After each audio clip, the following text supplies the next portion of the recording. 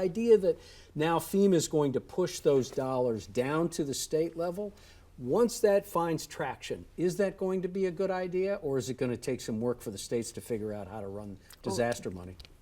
The states aren't currently equipped for that. To even manage that kind of? No, and we've got, so it's going to be, and I just want to add, there's been miraculous work that's been done by the Army Corps of Engineers and by FEMA and others, and I don't in any way want to appear to be critical of that work.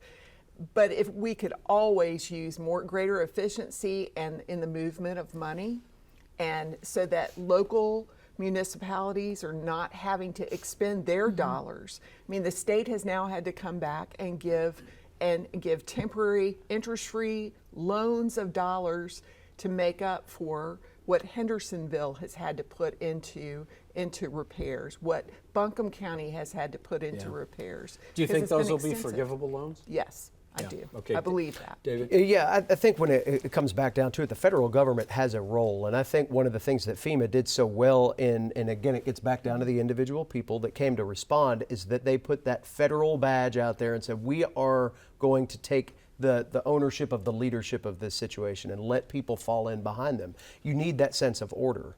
The state, if they were to be the primary on that, that's got to be built. Not saying that it can't be done, but that's got to be built. And hopefully nothing happens while that's being built. You know, we've got an established thing. I would agree with Kit. It can be more efficient, but it's an established process, and it's something that the communities have relied on, and a number of communities have actually contracted with private consultants to help them manage that flow, because it's a lot of paperwork, as y'all know. And there's a will to do it. And there's a will to do it, and there's also an importance to do it, because if you don't document everything just right, gets back to the efficiency, you run the risk of leaving dollars on the table. Okay, last point on FEMA. Ben, we're going to end with you, at least on the FEMA part. Do you feel like that once the states get those dollars, as they talked about in North Carolina, do you feel like South Carolina will have their A game when it comes to deploying emergency money? Yes.